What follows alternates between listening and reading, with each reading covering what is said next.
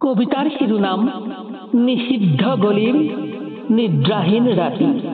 ৰচনা দিলীপ তাঁতী ৯/৬/২০২২।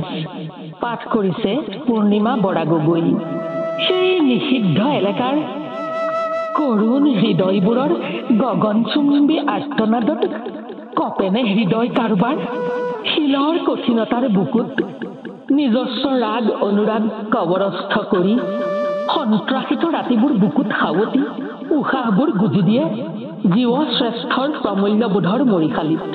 ধূসৰিত চহৰৰ মিছা আভিজাত্যৰ বিপথগামী বিলাসিতাই নুবুজে সেই ভোকাটোৰ উদৰৰ আত্মজাহৰ কাহিনী।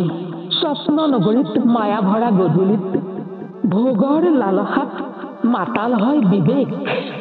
দুখৰ বোজাবোৰ বুকুত বান্ধি হাঁহিৰ চঞ্চলা নদীত প্ৰবাহমান জীৱন নাটৰ ঘাট প্ৰতিঘাত।